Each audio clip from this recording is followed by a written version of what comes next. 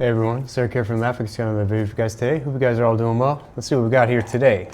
What else could it be, right? It's probably a MacBook. And of course it's a MacBook. So it's in here for repair. Looks like there was a liquid spill and we need to see really what's going on with it. This is A2338, so it's an M1 or it could be an M2. I think it's already been opened. I think so. Let's see, let's find out. Plug in my USB-C tester. We're gonna see the voltage going in. Let's see what's going on. We got about 5 volts and about 0.43 amps. See 5 volts and lower amps. So yep, definitely. So it looks like some type of problem, maybe on the USB-C circuit. Something impacted there. We'll go ahead and take a look at it. Let's just open up and see what's going on inside. Okay, let's open it up. Let's take a look. And the keyboard doesn't feel too good. So usually in that case, if it gets a little bit mushy, we most likely want to do a replacement on it. But let's go ahead and see what's going on because it doesn't feel too great. So let's see what we got. It looks pretty clean for the most part. It looks like it has been somewhat open because you can see some of the flaps look to be a little bit not factory there because they're a little bit pulled back. So let's go ahead and see. Let's go further on it. I'm interested in this area. This is where USB-C ports are. We're gonna go ahead and take a look at the ports as well as the board because we did get a little bit of a different reading there and maybe it's a little bit corroded because whenever there's liquid damage, right, it gets in a crevice and the crevice is where you plug in. So it's not anywhere waterproof and if liquid's around the area, it's gonna find its way in. We have the newer models. We show it's the PMU area always gets hit. It's right close to where the LCD is, but it's a crevice again. So yep, if you're interested in those, go ahead and check out those videos. We got lots of the newer models. This one's a little bit on the older side, but still, let's go ahead and let's see. So let's lift it up. Oh boy, fun, what fun. We got the CD32 area, looks like it's been impacted. This is your USB-C circuit. That's where the corrosion is. And the port does look a little bit darkened. We'll go look under the microscope. Let's take a look at it and see. So we got the board out. Let's go ahead and take a look at the damage on the microscope and see what's going on. Especially with this too. This is the little USB-C port. So let's see.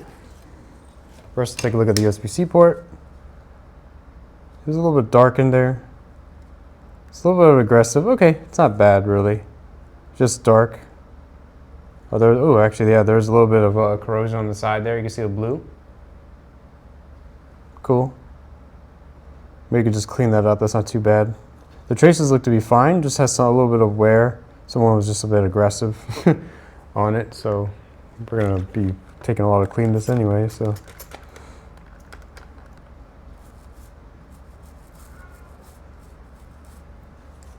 Okay, so just we have a little bit of caps in this area and some liquid damage here. This is more straightforward. Then we also have the worst spot, which is here's your CD32 17B12.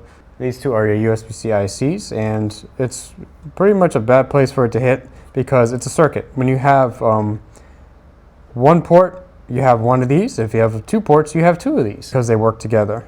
And you can't have one damaged, so then the other one will have a fit. So pretty much goes to say there. And so what we need to do is we're gonna go ahead and fix up the area down here. We'll start here at the bottom, and then we'll work our way up to the top, just like corporate America, right? Going up the ladder. And we're gonna look to see what this is. This is our board review. It's gonna tell us what they are. And we have the heavy impactors around this area. So the CR605 and CR607. If we click it, there's a PV bus speaker amp. So it has to do with the speaker. It looks like they're both connected to the same thing, but not necessarily relevant for power, but you can't have that much corrosion liquid because it's gonna obviously have a problem. Let's see above it because this is another one. Now we have up here is PV1V25 Awake IO, and it's these more speaker amp, speaker Awake IO. So sometimes you'll have a line that goes along the speaker ramp. We showed other models where you actually have the main voltage line there, so it's still somewhat important. You obviously want to have a speaker working, right, for audio and stuff there. We'll make sure we clean this up and we fix it up. So let's do this one first.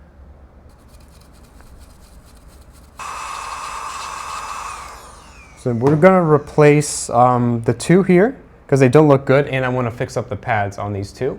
And the rest we can just put some flux on. And what that's going to do is with some hot air, it's going to rebuild all the solder there.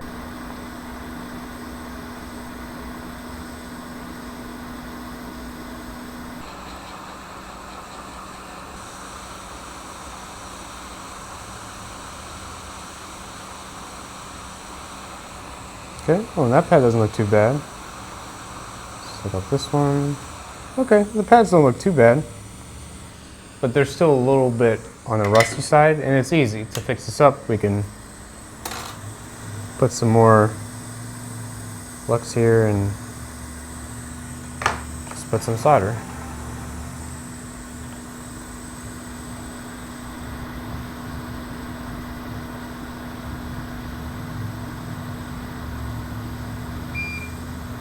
Oh, oops, didn't wait.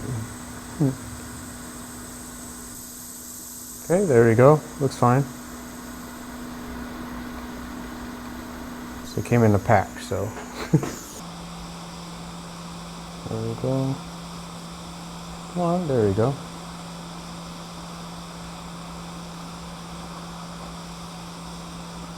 Alright, real easy. Okay. Now we're gonna go ahead and put some more heat and flux on the top. Well, I mean, it's already fluxed up, but we'll put some more on the top here.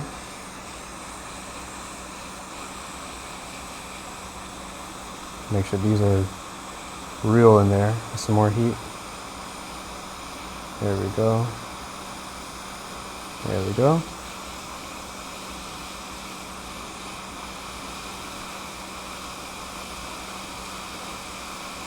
There we go. We saw a little jiggle there.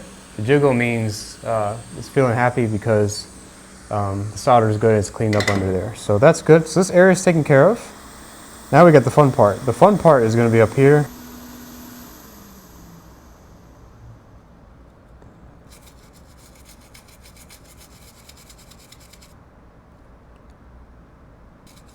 So because this has firmware and you can't just replace them with any other one, you have to grab a donor one, reball it, and then put it back because it's very specific. I mean, we can if we have to, but if I don't have to, I'm not going to. Let's go ahead and ultrasonic it. All right, so we're back from the ultrasonic, so let's go ahead and check our results. So the one on this side actually appears to be pretty good because we could see the connection there. But even on the edge, still a little bit, not too bad, but just a little bit there. So we will definitely have to do at least a reflow of it, possible replacement still. The top one probably has to get replaced, but we're going to try to do the same thing. We're going to clean underneath, do a reflow, because it looks just more residue than anything else. Maybe putting a little bit of flux will clean it better. And then we'll also replace these components here on the top side, because they don't look to be too hot, those three. So I am going to be putting some flux here when I remove these, because when I do my little reflow, it's going to heat up on the edge, and I don't want that heat to be part of any type of liquid or residue. So I'm going to be putting it there, and I'm also just going to be putting a little bit on the side here, and then just reflowing both.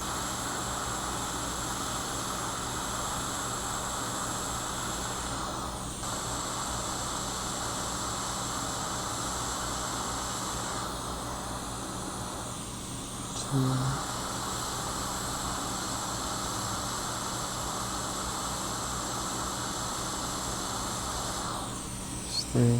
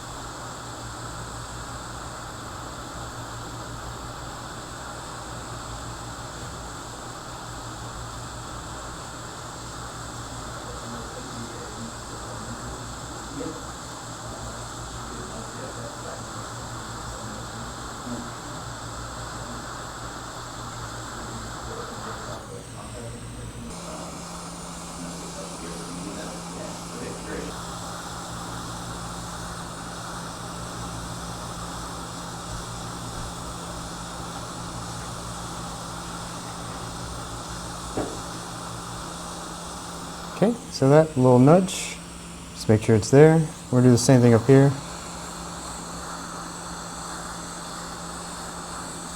It's already probably a little bit warmed up. It's a bit more flux than I would typically like, but it's fine. Let's Go do the same thing here. Cool. So we're just gonna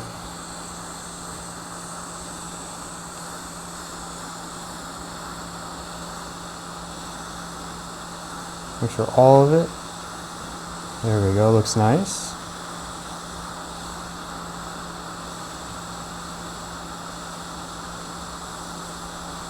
Okay, see that? That's all you need to do. And that's all we can really do as far as cleaning it up underneath. So we're gonna let it cool off. We're gonna make sure that the flux is gonna be a little bit more clean underneath. And then we'll go ahead and check it out, see if it needs to be replaced or not.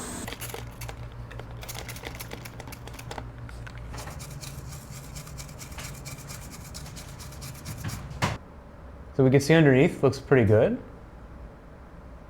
And even the bottom one looks pretty good too. So let's go ahead and test it. All right, so we fixed all the areas. Let's go ahead and try it out. Let's plug it in. See if we're getting our voltage.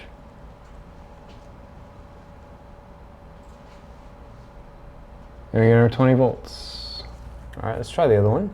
This one was a damaged one. It was showing nothing before. And we get our 20 volts. Do everything put back. Let's go ahead, well, put back enough just to test it. So let's plug it in because I want to see the MacBook turning on. And we got Apple logo. Okay. And we're getting, we are charging the battery. You can see it's about like it's 20 volts and almost 3 amps. So it looks good. So anyways, I hope you guys enjoyed watching this video on doing the repair on the 2020 M1 MacBook Air. This is the A2338 model. If you guys are interested in sending in your MacBook for a repair for any type of liquid spill damage or even for data recovery or any other type of repair with a MacBook, we're here to help. We take on those vintage models as well as any of the newer models like the later Apple Silicon ones or even the Intel ones and even the older ones. If you guys are interested in sending in your Mac, go ahead, check the links in the description down below. We have links to our website which shows the mail-in work order that you can fill out and send in, and then we'll be glad to help you guys out. Any other contact information will be down there as well. So thanks a lot for watching, guys. Take care and bye.